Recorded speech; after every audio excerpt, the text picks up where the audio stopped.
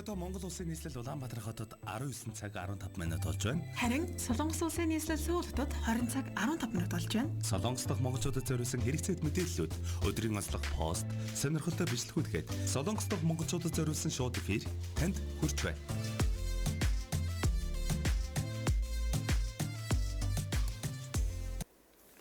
Та бүхэндээ орой мэндийг хүргэе.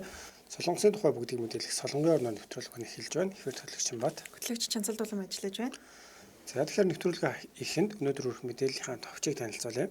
Өнөөдөр та бүхэндээ коронавирус алдрын тохиол болон цагдаагийн газарт бяцхан охин шагнал ус өгсөн байна. Ямар шагнал өгсөн талаарх дэлгэрэнгүй мэдээллийг хүргэхээр бэлдсэн байгаа. Онцлог постын хувьд бол бидний тохиолдсон өндгөө хөгжтэй явдал гэдэг шиг солонгосчуудад тохиолдсон ийм хөгжилтэй явдлыг онцлохоор бэлдсэн байна. За миний мэдээллийн хувьд Хятадд Samsung S22 Ultra одоо энэ утас хуурамч загвар ихээр худалдаалагдаж байна гэсэн мэдээлэл байна. За постын хувьд энд мөнгө төгрөг олж чадаж байгаа дээрээ Солонгосоос сайхан аялаад аваасаа гэж мөн ч их хүсдэг дээ гэж хүний бас сэтгэлдээ битсэн юм постыг хүргэх болно. За өнөөдрийн онцлог видеоны хувьд сүүлийн үеийн тренд зөөвөрлөдөг сууц гэсэн юм бичлэгийг бол та бүхэндээ хүргэх болно. За ингээд эхлээд цагаар мэдээлэл хүргэе. Чижүүд 12 хэмтэй үүлэрхэг, бусад 10 хэмтэй үүлэрхэг байгаа юм байна. За яг одоо сүүл 8 хэмийн дулаан байна. Өнөөдөр өдөртөө нэмэх 11, шөнөдөө нэмэх 2 хэмийн дулаан. Төр зургийн бороотой байгаа юм байна. Үргэлжлүүлэн та бүхэндээ ханшийн мэдээллийг хүргэе. Хаан банкны албан хашаар бүгд найрамд Солонгос улсын вон 2 төгрөг 38 мөнгө, бэлнээр авах нь 2.26, бэлэн бусаар авах нь 2.31, зарах нь 2.42 таа байгаа юм байна. За сонсогч нараар маань бол хөтлөгч Чимбат ахаар маань сайн сайхан юу байна да? За тэгэхээр мэдээж өнөөдөр ажлын эхний өдөр амралтын өдөр бас 2 өдөр сайхан амраад ирсэн болохоор дэжгүй ярьж хүчтэй.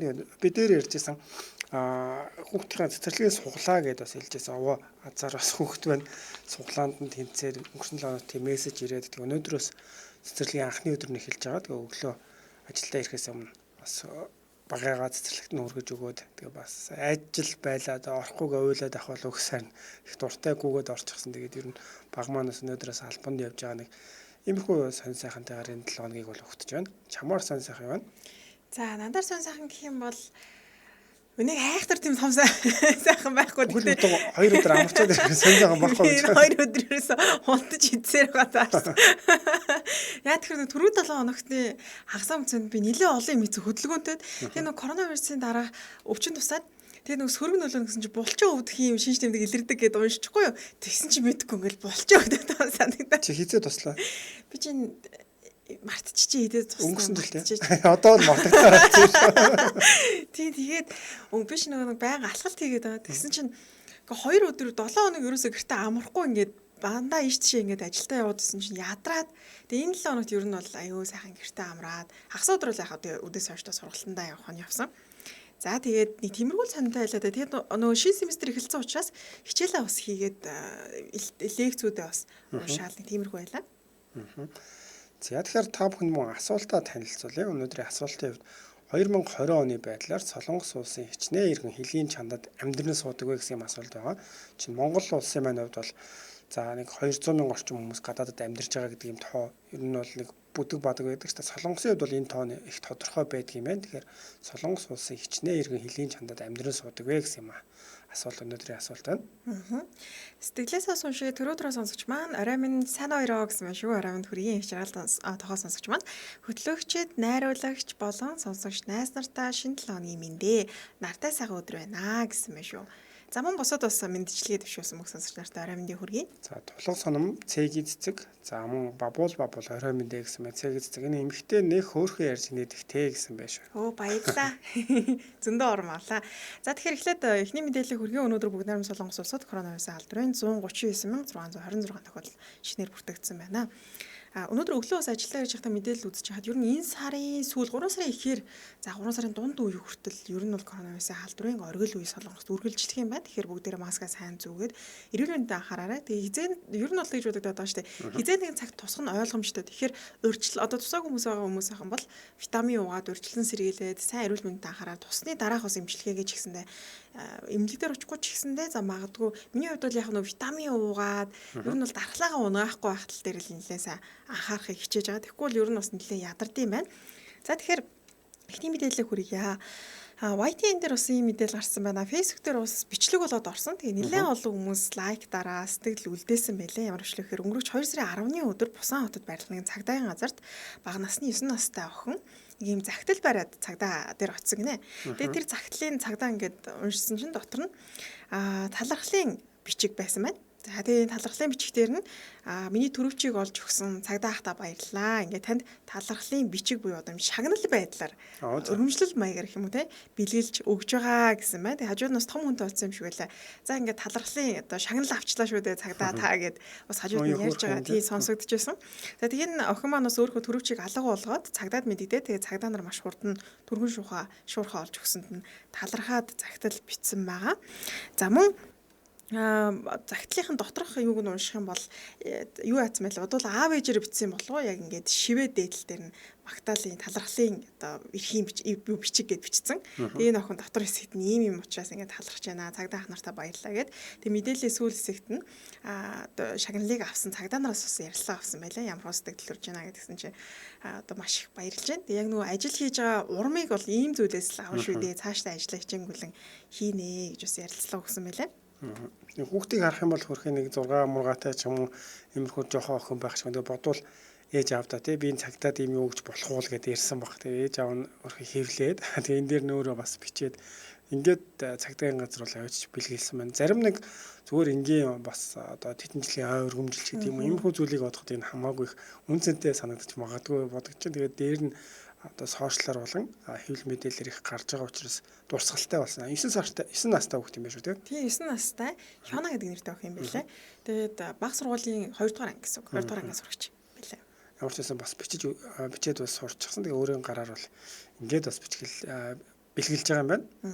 Тэгээд одоо манайхаар бол талархлын бичиг юм да тий. За тэгэхээр бас нэг иймэрхүү мэдээлэл солонгосчуудын анхаарлыг татсан. Нэлээ эерэг сэтгэлүүд бас хөвцсөн байлаа. Их мундаг, сайн хүмүүжлэлтэй хөөрхөн охин байна.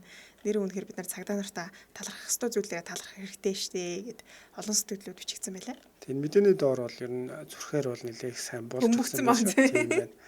За тэгэхээр үргэлжлүүлэн дараагийн мэдээллийг хүргэе. Миний мэдээллийн хувьд гэх юм бол за Samsung Galaxy S22 Ultra гэдэг шинэ загвар бол саяхан танилцуулагдсан байгаа.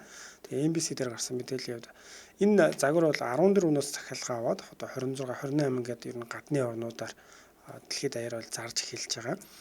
Гэтэл бол хятад бол аль хэдийн бас энэ нэлээд борлуулалт өндөртэй тийм утсандаа орж ийн гинэ.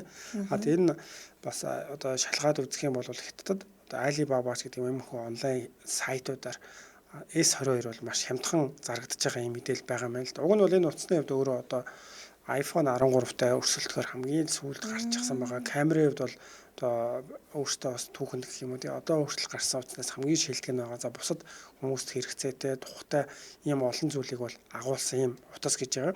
Тэгээ хятад гэсэн чинь энийг болохоор үнийн хувьд бол маш хямдхан буюу бараг 10 дахин хямдаар бол одоо онлайн худалдааны дэлгүүрүүдээр бол зарж байгаа гинэ. Тэг яг харах юм бол тэр камерын хэлбэр за тэгээд юу байгаа штэ одоо үзэг байдаг штэ доороосоо гарч ирдэг. Ийм үзэг нь хүртэл яг тэр хэвээрээ адилхан байгаа. Тэг үүний хувьд гэх юм бол Солонгос воноор тооцох юм бол 117,474-өөс 126,000 оны хооронд Монгол мөнгөөр нэг 200 мянган байх нь штэ. Ийм үнэтэй бол бараг 10 дахин хямдханаар бол худалдаалагдаж байна гэсэн ийм мэдээлэл бол гарсан байна. Тэгээ энэ бол ер нь анхны удаагийн ч тохиол биш юм байна. Өмнө нь бас одоо Солонгост амжилттай болж исэн утасны загваруудыг ингэж бол хуулбарлаж бас гаргаж исэн байна. Жишээ нь бол Galaxy Note 2 Ultra гэдэг энэ загварыг мөн одоо хятад бас хуурамчаар гаргасан. Тэгээ энэ бичлэгэн дээр харах юм бол одоо Galaxy S30 гэсэн ийм нэр өгчихсэн байсан. Хараахан S30 гэдэг нэр загвар гараагүй байгаа ч гэсэн ийм нэр өгөөд бол бас хятадын сайтаар бол худалдаалж байсан ийм тохиолдол байгаа юм байна. Гэхдээ саяны ярьсан утас маань болохоор гарцсан байгаа шүү дээ тий. Хараад бол гэхдээ удацсан байгаа муудагүй юм. 14-нд яг Солонгосод бол захиалга аваад дэлхийн бусад орнд бол одоо 1-2 хоногийн өмнө л ер нь бол захиалга авч ингэж нээлттэй хийж байгаа юм байна. Тийм хурдан хугацаанд дуурайж хийчих юм баг та. Тийм байна. Ер нь дуурайж хийгээд тэгээд эн чин хятадынхаа тэр сайтууд тэр дундаа бас хуурамч гэх юм уу одоо яг тийм оригинал биш утаснууд дундаа хамгийн гүйлгээ өндөртэйгаа 34% борлуулалттай байгаа гэсэн бас нэг тийм судалгаа байна гинэ. Тэгэхээр ер нь их хурдан хамжаасан байна л да. Тийм билээ. Тэгээ яг одоо хятадаас орж иж байгаа утаснууд бол үнийн хувьд ч их сайн аюу хямдхан байд юм билээ шүү дээ. Тэгэхээр хүмүүс бас нэлээд эргэлдэг юм байлээ. Би тэр нөгөө өнгөрсөн жил штэ ил жамрал дээр хөдөө явсан чинь айгүй олон хүмүүс бас юм хятад утас нэлээ барьдаг юм билээ манайхан. Тэгээд та хэд чи би бас адилхан Samsung-тай андууржсэн. Гэтэ би Samsung өөрөө сайн мэдгүй л юм юу яадаг л утас байсан баг. Нэлээ төстэй харагдаад. Тэгээ гайхаад Samsung биш юм аа гэж. Наа чи хятад мэд айгүй хямдхан бахаар ахын авсан гэх тэр хөдөө явж байсан ах бас хэлжсэн. Тэгэхээр үний хувьд ялтч үн хямдхан учраас хүмүүс хоёр ижлэх утас байгаа юм чинь хямдхны сонгоход яавал гэж тэгээд худалдаж авдаг ч гэж бод. Тийм бит хоёр өмнөх нэг мэдээлэлээр бол яг шин загвар танилцууллаа гэдгийг мэдээллийг бол өгч ирсэн. Тэгэхээр нийтэд дэлгэгдээгөө байж байгаа. За хамгийн удлаа гэхэд бол 1 сар л болсон байгаа. Ер нь бол захиалга нь авагдана гэж иймэрхүү байдлаар яг тэр нэг шүн ингээл бид нарыг унтж яхад ер нь цагийн зөрүүнээс шалтгааллаа дэлхийн нийтэд танилцуулдаг штеп. Тийм танилцуулга нь яваад ингээд бол уг нь одоо нэг сарын дотор л энэ утсыг бол альтины хуулбар тэр загвар гарснаас нь хойш хуулбарлаад тэгээ бүр худалдаалаад тэр нь борлуулалт өнөртэй байгаад их л хурдан бол амжуулж байгаа юм байна. За тэгэхээр үргэлжлүүлэн сэтгэлээсээ уншаа. Сонсогч Сараа Унжид орч маань саунд цугаад массаж хийлгчээд ирлээ. Одоо гадуур явнаа гэсэн. Ёстой гоё гадуур явж байгаа шүү гэн. За зол сонсогч маань орой мэндэ Юнинээс Сөүл рүү явах метроноос бичсэн байж бас. За тэгээ манай бас сонсогч амгалан дамиран маань уг нь Монгол руугаа ирнэ гэж хэлсэн. Тэгээд Баларсан байдгийнхаа бараанда явж байж өнөө нисхийн өмнөх 72 цагийн PCR өгсөн чинь эрэг гараад явж чадаагүй. Гэртээ хөл хороонд байна гэсэн байна. За тэгэхээр бас удахгүй тэгээд яана. Үнийг юу яач харж 7 хоноод ер нь гайгүй идэгчиж явах шиг байлаа. Тэгэхээр тэрнээс хойш билетээ хойшлуулж байгаад ирэхэд болох болов уу гэж бодож байна. Тийм. Яг ирэх гэж яах чинь юу ч үдэ те. За тэгэхээр үргэлжлүүлэн дараагийн постыг хүргэе. За постны хувьд гэх юм бол бидний тохиолдсон өндгөө өгдөө явдлуудтай адилхан солонгосчуудын нэг юм пэйжүүд дээр солонгосын өөр тохиолдсон явдлаа хуваалцсан байна. За энэ хүн маань 20-оос дээш давхарт амьдардаг хүн гинэ байрна гэрт нь. За тэгээд нэг өдөр ингээд гэртээ байж исэн чинь гэрийнх нь цонхыг ингээд цогж байгаа чимээ гарсан гинэ. Цонхыг штэ 20-оос дээш давхарт штэ. Тэгээд цонхоо хаагаарай гэд хэлсэн гинэ. Тэгэхээр энэ хүн яана ингээд сүнсэл надтай яриад ах шиг сүнс юм шиг байна гэдэг. Айгаадаа мөртлөө юу ч дуурахгүй ингээд юм хийгээл явуулсан юм байна л да. Тэгсэн чинь миний үг сонсогдохгүй байна уу? Цонхоо хаалтаа гэж дахиад хэлсэн гинэ. Тэгэхээр н айгүйх айгаал яана одоо ингээд нөгөө сүнс чинь ингээд надтай яриад ах шиг би одоо яах вэ гэд. Тэгээ айж агаад нэг эргээд харсан чинь нөгөө цонх цэвэрлдэг хүмүүс эдэн штэ тий. Тэгсэн чинь 20 давхарт ингээд цонх цэвэрлээд тэр цонхоо хаагаарай гэж хэлсэн чинь энэ хүн маань сүнс байна гэж одоо сүнсний яриаг сонслоо гэдээ айгаа тэргээр ингээ явуулсан юм байна л та. Тэгээд бүр ингээ айсандаа болоод хүн чинь ингээ хашгирдаг ш тийм чимээж гарч чадахгүй нэлээ удаан салгал зогсон гэд өөртөө тохиолдсон өвчлөлтэй явдлыг бас хуваалцсан байна. Айсан хүн аргал хөдлөн гэж яг тийм талаас нь бодцохоор тэгээд ялч уйгуулсэн байгаа л да. Харлаа 20-оос дээш давхарт хин нэг нь те. 20-оос дээш давхарт ч цонхоо хаагаараа гэмэд би л айгаад өгөх байх. Харин яг нэг хүмүүс нэг тэгээд өөрөө жоохон юу үйдтэй ингээд тийг айсан үед аргал хөдлөн гэдэг шиг ингээ бодохоор бүр тиймэрхүү байдлаар түүнээс яг зүгээр энгийнээр бодох юм бол за энд юу байдаг үлээ гэж цонхоо хамгийн дээр тараалаа хүн цэвэрлж чинь гэдэг юм уу те. Тэгэхэд яг нэг цаанд ороогүй байхад нэг хүн чинь тулгамдахаараа жижиг юм дээр цочин энэ жижигхэн гэж болохгүй л да энэ бас нэлээд тийм одоо байхгүй ховор тохиолдол зүйл байна шүү дээ тий. Тэгээ хаалган дээр цонхон дээр хүн юм яриад тахаар ялангуяа тий 20 давхар гэдэг чинь бас хөөрхөө тэгээд төсөөлөхөд нэлээд айсан баг та тийм. Тий. Би бас нөгөө корона цусаад эмнэлэг твцсэн чинь тэр эмнэлгийн 6 давхар твцсэн байхгүй. Тэгээ тэр яг нөгөө эмнэлгийн гадна талыг нь будж исэн. Энэ тус адилхан будж исэн юм шиг л. Тэгээ будж жагаад нөгөө ингээд доошоо чимээ гадаг. Тэр нөгөө нэг төхөөрөмж нь өөрөө чимээтэй болохоор цонхон горхолоор сонсоод арай гайгүй байсан. Тэрнээс биш нэрэн гэсэн цонхон дээр хинээ цогсчихээ амар цочих байсан баха. Харин тийм байна тий. За, жаргалаа сонсогч маань орой минь хүргье гэсэн байна шүү. Орой минь хүргье 5 ширмата. Орой минь хашаах дээр холбогдох гээд бүтлгүүт чиглээ хий гэсэн байна. За, тэгээ сайн оролдоод байвал болох байх шүү. Нэг л өдөр холбогдох байх та 5 ширмата байна. За, тэгээд асуултыг давтаад хэлье. Солонгос улсын эрчнээ иргэн хөлийн чандад амьдран суудаг вэ гэсэн юм асуултыг өнөөдрийн асуулт болгож танилцуулж байгаа. Тэгэхээр та бүхэн хэрвээ бас яг тодорхой мэдэхгүй бол багцаалдаад бас явуулж болно тийм. За үргэлжлүүлэн чимээх маань ямар пост сонгосон бэ? За миний постын хувьд өнөөдөр бас нэг шинээр групп нэгдсэн баг шиг байсан. Солонгосоос гадаад руу аялцгаая гэсэн юм нэртэй байж санагдаж байна. Тэгээ энэ групп дээр орсон постыг танилцуулъя гэж бодож байна. За тэгээд энэ хүний хувьд болохоор Солонгос улсад сурч ажилладаг энгийн нэгэн гэр бүлээ гэсэн байна. Сурч ажиллах өнгөрсөн хугацаанд Азийн орноос эхлээд Европын орнууд гээд нөхөртөөгөө нэлээдгүй олон газараар аялсан гинэ. За аялах бүртээ Солонгос сурч амьдарч байгаа хүмүүс энд мөнгө төгрөг олж байгаа дээрээ Солонгосоос сайхан аялаад аваасаа гэж мөн ч их хүсдэг байсан. Аялал гэхээр бид нэр хэтэрхий сүртэй томоор бодоод олон жилээр төлөвлөөд эсвэл бүр байраа аваад, машинаа аваад, сургуулаа төгсөөд эсвэл өндөр цалинтай ажилд ороод санаа мөр босоо явна гэж бодоод байдаг. Бид ч гэсэн анх тэгж л боддог байлаа. Харин би нэг өдөр гинэт сэтгэл шулуудаад нөхөртөө хэлэлгүй Вьетнамын билет захиалаад шууд нөхөртөө тулгачихсан гинэ. Нөхөрч эхлээд юу вэ? Ажил амьдрал яахын юм бла гэд баярлах гайхахын зэрэгцээд аялалдаа явсан байдаг юм аа. Ингээд бидний аяллаа гараа эхэлж өөрийгөө ялан дийлж байжээ. Үүнээс хойш нөхөр бид хоёр эргэж буцалтгүй аялалд чимтэй орж жилдээ 2-3 орноор аялах зорилго тавьж тэр маань ч яаж игээд биелэлээ болоод явж байтал ковид гэдэг айхтар зүйл гарч ирээд 2 жил хүлээсэн ч дуусахгүй гэдгийг ойлгосон. Тиймээс халдвар хамгааллаа сайн бариад аяллаа үргэлжлүүлэх хэрэгтэй юм байна гэж бодоод саяхан Дубай болон Мальдив яваад ирсэн гинэ. За тэгээ аялалд явах бүрт маш олон хүмүүс яаж явсан юм бэ? Групп аялал хийхгүй юм уу? Ямар байв хэл ус мэдэхгүй яаж явах учраа олохгүй байна бичдэг учраас одоо зүтгээ энийг бол бүрдүүлэх биелүүлэхээр шийдээд юм групп нээсэн юм байна. Тэгэхээр энд болохоор Мальдивын аяллаас эхлээд бол хүмүүс санал болгоно гэсэн иймэрхүү зүйлийг бол оруулсан байна. Тэгэхээр Солонгост байгаа бүх хүмүүст хэрвээ бас аялахад хэцүү гэж бодоод тий дараа нь байраа машина авчаад гэдэг юм юмныхаа дараа аялнаа гэж бодож байгаа бол энэ хүний зөвлөгөөг бас дагаад наан нэрөө амжуулъя гэвэл боломж маш их байна гэж тийм одоо мессежийг бас өгсөн байна. Тийм. Гэхдээ яг гадаад байгаа хүмүүс маань тухайн улсаа ядаж тэр чигтэн тойроод тэгээд гадаад руу ч гэсэндээ ер нь аялахад харьцангуй боломжийн болчтой юм шиг байсан. Тэгээд Солонгост ч нөгөө Ази, Вьетнам, Таиланд, Филиппин ч гэдэг юм энэ улс руу аялахад айгу боломжтой байдаг юм л шүү дээ. Үний юм бүр багцтай тийм аяллаа групп аяллууд байдаг. Эсвэл ингээд цөөхөлхлөө аялдаг. Тэгээд солонгосчууд айгу сонирхолтой. За жишээлбэл нэг улс руу Монгол руу аяллаа гэх юм бол зүгээр л энэ өөрсдийнхөө какао сайт ч гэдэг нээвэр дээрээс за би ерөөсөө Монгол аяллаа надтай хамт аялах юм байна уу гэл тэгэл бүгдээрээ цуглаад аялалтаа авчдаг юм л. Би тийм нөгөө гайд хийж байхдаа нэлээд олон тийм залуучуудаа таарчсан. Тэгээд та нар хоорондоо ингээд яаж танилцсан гэж аяллаар явъя гэж чат бичээл тэгэл нэг нь Монгол явмаар байна гэд тэгээ нэг 5 залуу тэгээс хөөхөн тэр хоёр нас хоорондоо нэг нэг шохороод байгаа шиг байгаа. Би нөө цэнхрийн аршин дээр тааралцсан байхгүй. Тэгсэн чинь мөнгөө ингээ хоорондоо тэдийг авч явах юм байна. Ингэж аялах юм байна. Ингээ ганцаараа явраа магадгүй ганцаарч м хоёулахнаа аялах юм бол гадаад руу жоохон эвгүй. Тэгэхээр одоо нэг 4 5 эсвэл дээдл нэг 10 баг болгоод тэгж бас аюулдаг ер нь бол ийм тренд бас нэлийн гарсан юм шиг үлээ.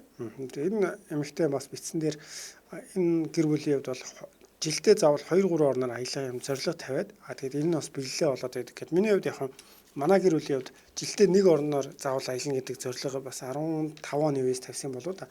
Тэгээд жилдээ нэг улс руу яваад байсан л да. Тэгэхээр хэрэг 2 3-гээ зорилго тавьчихсан бол бас яг энэ хүн өөрийнхөө тавьсан хэмжээгээр л биелүүлж бас чадсан байна. Тэгэхээр өмнө ч гэсэн нэг гэж зориглож чадаагүй байхдаа нэг одоо юу шал нам бас тиймэрхүү санаа авах зүйл байсан л да. Тэгж яагаад тэр KB Хана банк дээр те нэг аяллалын дансны хичээгээл тэн дээр Австрали гэх уг нь гадна тиймэрхүү бичээл тэгээ яг уг нь тэгж нэг жилдээ гэж байгаа сүүлд бол за Монгол руугаа ирэх тийм төлөвлөгөө рүү ороод тэгээд бол одоо коронавич гарч таарсан сүүлийн 1-2 жил бол амжуулж чадаагүй. Гэхдээ ямар ч гэсэн надад бол иймэрхүү бас байдлаар хүмүүс яг зорилгоо тавьчих юм бол ийч аялахад бас илүү боломжтой. Ялангуяа одоо Азийн хувьд бол жишээ нь бусад зарим дундад Азийн улс руу аялаад ирэхэд бол Монгол руу яваад ирэхдээ тэр онгоцны тийз одоо хоол унд буудал байрлах бүх зардлаар бол болцоод идэг. Тийм их бас хямд байгаад идэх тал бий тий. Гэхдээ би яг аялалд явж үзсэн хүмүүс аяусаа ойлгож байна. Би яг Солонгос сурахаар явхаас өмнө Орос руу аялалд гарсан байхгүй юу. Тэг бодохдоо тэгэл гадаад руу гэхээр яагаад ч юм толгойд айгүйх мөнгө орж ирдэг. Онгоцны тийзээ захиална ингээ буудал байрлал яах вэ ихэвгээд тэгэл нэг Монголоос Солонгос руу явах тийз захиалаад үрсний дараа энэ чинь би ингээл олоод төлждөг юм шүү дээ гэл дараа нь ингээл ийч явгууд ингээл аялчаал юм шүү явчихал юм байна гэдэг нэг тийм ихний аяллаа ихтэй жоохон тийм байх баг. Тэрнээс хойш бол яаж хийж байгаа л хүн ингээл мөнгөө олоод учраа олоод дараа нь ингээл тэгээ бүх мөнгөөгөө зохицуулаад явчихдаг юм байна. Тэгэхээр юутаач ихлээр зориглоод ихний аяллаа хаашаа ч юм те дотны үнтэйгээ нэг яваад үзээрэй. За тэгэхээр яг за мөн цэцэг шүрэн уг нь бол гадаад орны хөгжил ярихаасаа илүү хэрэгжүүлмээр байх юм аа гэсэн байна. Тэгэхээр ер нь энэ бас чигөө санаа зарим нь бол бас хүмүүс сонсоод хэрэгжүүлээсэй гэж бодоод яригддаг зүйлүүд бас би байгаа юм шүү тийм. За тэгэхээр үргэлжлүүлэн хоёлаа видео руу орох уу? За тий. За видеогоос өмнө хоёлаа ялагчаа тодруулах юм асуулт юм. Нэрээ? За тэгэхээр яг асуултын хувьд гэх юм бол 2020 оны байдлаар Солонгос улсын хичнээн иргэн эхлийн чанад амьдран суудаг вэ гэсэн за ийм асуулт байна. Тэгээд яг одоогор бол зөв хариулт бол илгээс над дээр бол чинь харагдахгүй байна л да. За тэгвэл хоёлаа видеого ярьж тий. За тий. За өнөөдрийн видеоны хувьд гэх юм бол бас сүүлийн үед Солонгост их тренд болоод байгаа.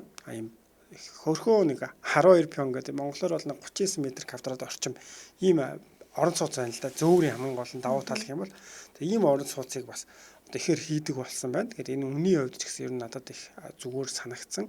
Тэгээ ялангуяа ингээд яг энэ загварууд бол Европ, Америк гэдээ бас зарим улсууд байдаг юм байл л да. Их гоё байгальтай ингээд яг уулын тий ингээд модон дунд ч юм уу тавигдсан байхад ингээд цонхороо нэг гоё орчин хараад байж байгаа шүү дээ. Тиймэрхүү загварын бас байр шиг бол харагдсан. Тэгэхээр энэ байрны тухай өнөөдөр бас танилцуулъя гэж бодлоо. Үний хувьд хямдхан учраас зарим нэг хүмүүсээс контейнерт ингээд байлгаад байдаг шүү дээ. Тэнгүүтээ үний хувьд дөхүү байгаа учраас контейнер биш иймийг баг тэр компанийнхаа захиралтай ч юм уу санал болгоод үйлдвэрийнхээ хашаанд аваад тавьчихаж гэсэн их зүгээр санагдсан. Тийм дандаа бас айгүй дажгүй санагдсан. Жишээлбэл бид нар чинь ингээд мөнгөний хувьд бол яг юу юм бэ? Монгол яг мөнгө рүү шилжүүлэх юм бол ер нь байрны мөнгө л байлаа л дээ.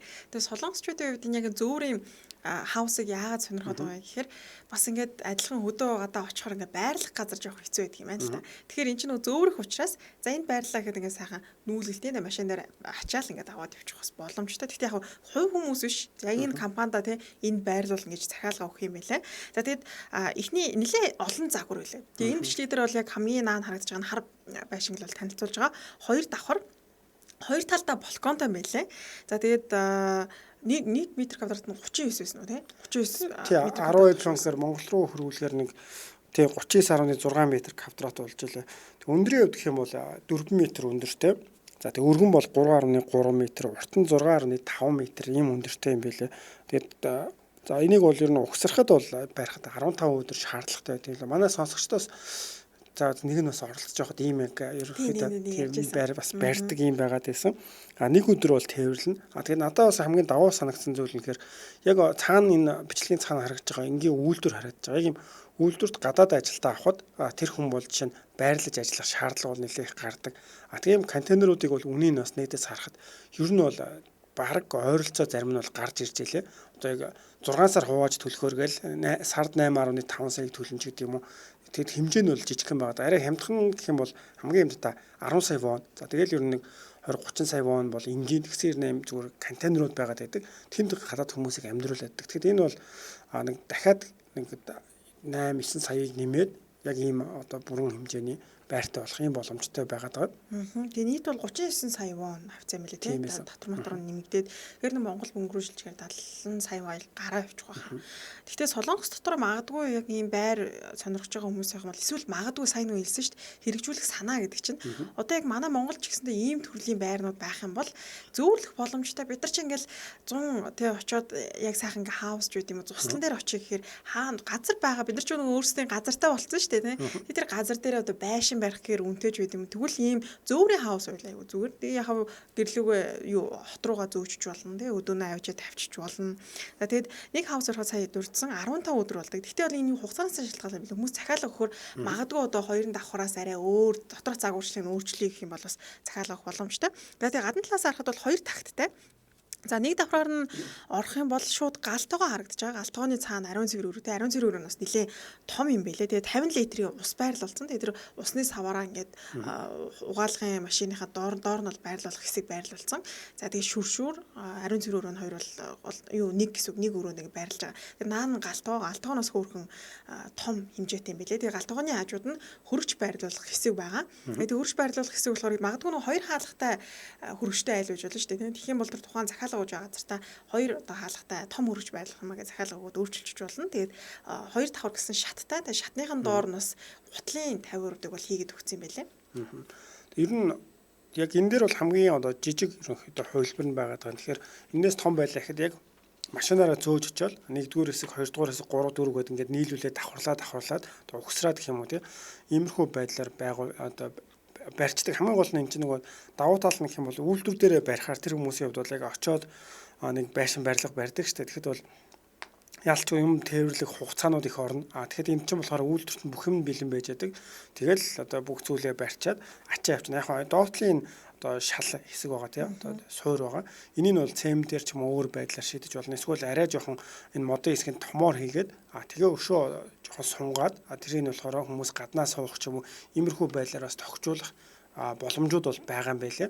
Тэр энэ байрны хувьд бол яг энэ танилцуулж байгаа дээр бол хоёр давхар нь яг бага зэрэг намхан 1.5 м болж исэн. Тэгэхээр өндөр хүн бол ер нь гэхдээ хүн бол ингээд бараг тонгоохоор байгаад байгаа шүү дээ. Тэгэхээр энэ бол 30 см-ээр нэмээд 1.8 хүртэл иймэрхүү байдлаар бол эднийх жишээ нь бол өгсөрч өгч байгаа юм байлаа л дээ. Тэгээ иймэрхүү байдлаар тэгэхээр гол нь яг энэ чинь ингээд тухтай тий бүх юм бэлэн байгаад байлаа л дээ. Тэшгээ шатаар гараад амьдарч чинь унтчих чинь зарим миний яг ажиллаж амьдарч байсан тийм газар байгаад идэг контейнер байсан л да. Тэгээ тэр чинь болохоор яаж ашиглах вэ гэхээр амралтын цагаар бид нар одоо хоолоо идчихэд тэгээ гараад ингээд очих газар байхгүй гэдэг. Тэгэхэд барилгын компани ч юм ингээд нөгөөд яваад байдаг газрууд байдаг. Тэд нэр хүмүүс маань ингээд унтах газар олдохгүй заримдаа ингээд модны сүүдэрт ч юм уу халуунд бол ялангуяа хэцүү байдаг л да. Тэгэхээр иймэрхүү байдлаар хэрвээ энийгээ бас зөөвөрлөөд нэг газар жишээ нь 3 сар эсвэл жил барилгын ажил явуулж байгаа л баригад нь нүүлээ гэж бодох юм бол дараагийн нөгөө дахиад өөр хот руу очиж ажиллаж амьдардаг штэ тий. Манай сонсогчдын хувьд ч гэсэн тиймэрхүү сонсогчд байгаад байдаг. Тэгэхээр ер нь ингээл гэр нь нүгэл бас нэг машинд ачаал Солонгосын дотор бол нэг өдөрт бол очиод шууд буучих боломжтой байгаад байгаа.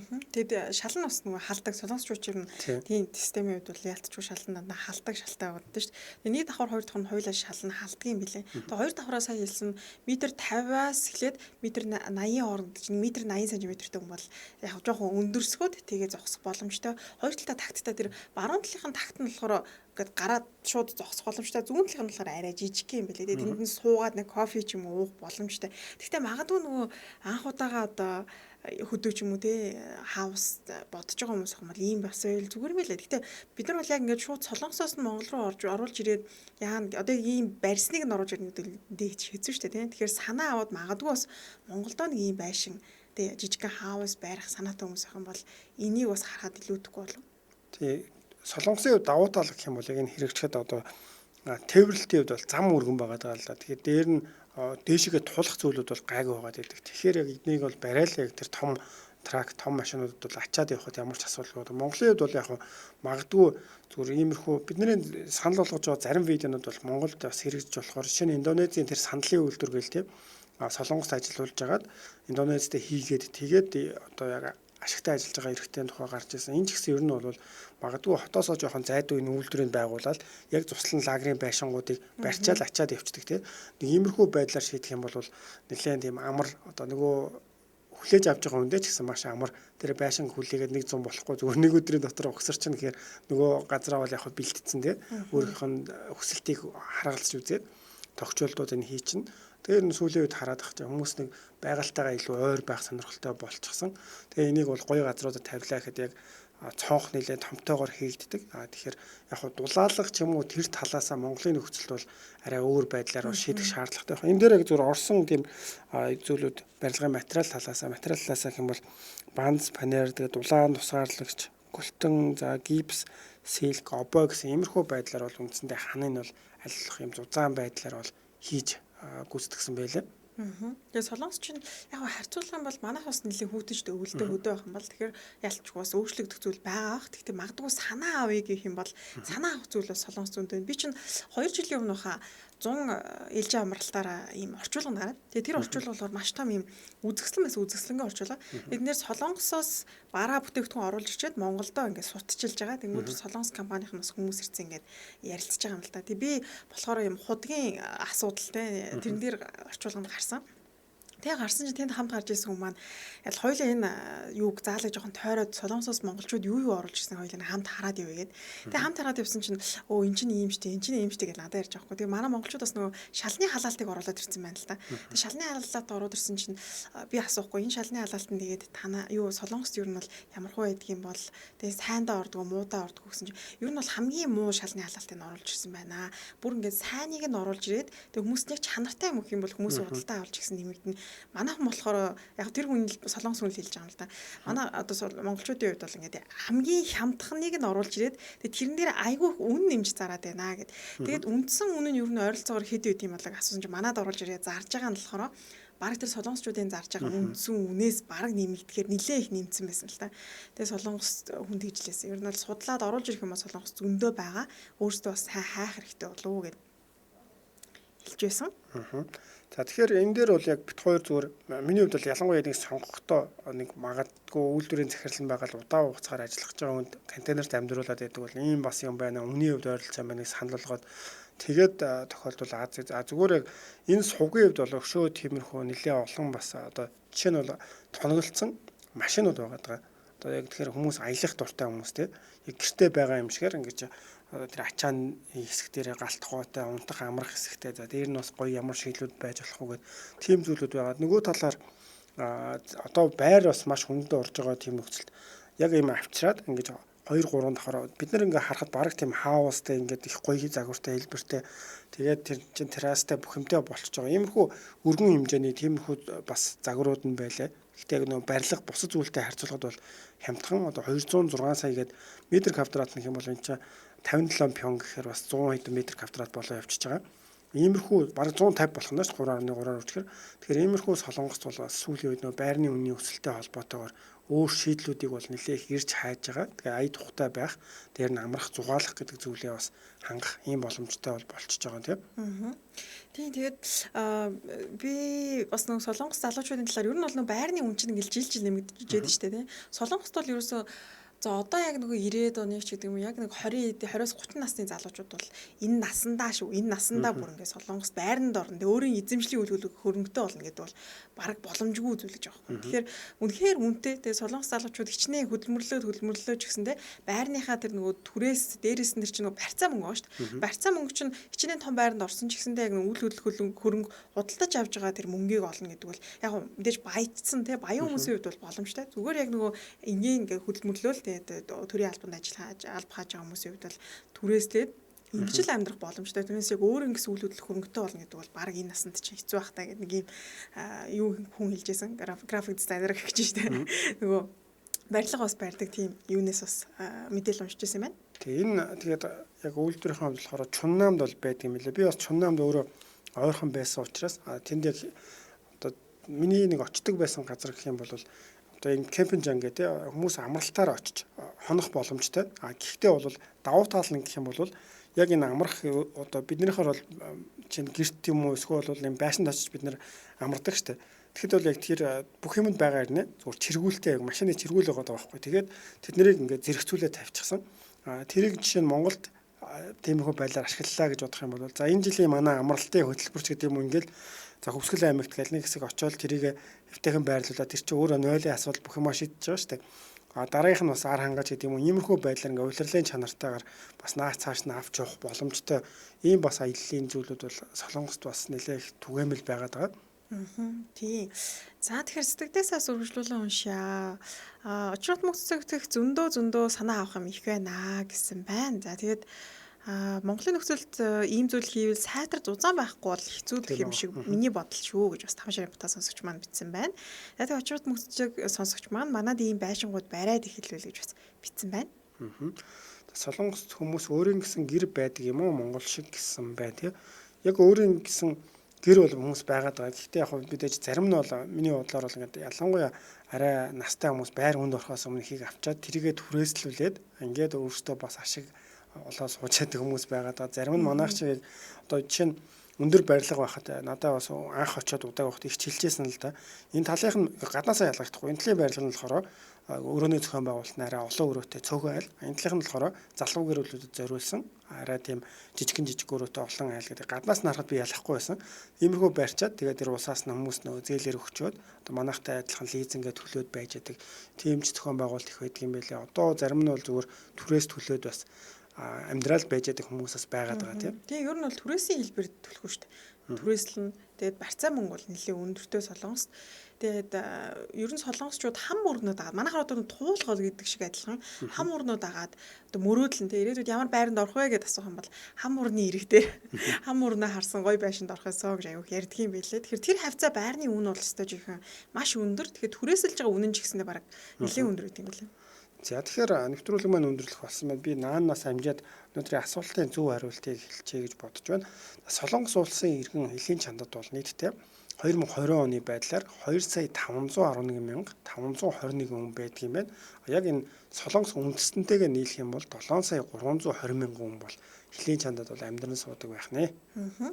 За тэгэхээр нэвтрүүлэг маань энэ төрөд өндөрлж байна. Бид гуравтайгаа хамт байсан бүх сонсогч нартаа маш их баярлалаа. Тэгээд та бүхэн маань бас гадаадад амьдарч байгаа өөрийн мэдлэг боловсролоороо тэднээс авч оруулж ирэх юм юу вэ? Монголдоо орж ирээд бүгдээрээ захирал болоорой. Тэгээд бид хоёроо мартаа. Тэгэхээр маргааш өдрийн дэлхийн монголчууд нэвтрүүлгээр ирэх уулзлаа. Тэр баяртай. Орой сайхан өнгөрүүлээрэй. За түр баяртай. Яг одоо Монгол улсын нийслэл Улаанбаатар хотод 19 цаг 15 минут болж байна. Харин Солонгос улсын нийслэл Сөүл хотод 20 цаг 15 минут болж байна. Солонгос дахь монголчуудад зориулсан хэрэгцээт мэдээллүүд, өдрийн онцлог пост, сонирхолтой бичлэгүүд гээд Солонгос дахь монголчуудад зориулсан шууд эфир танд хүрч байна.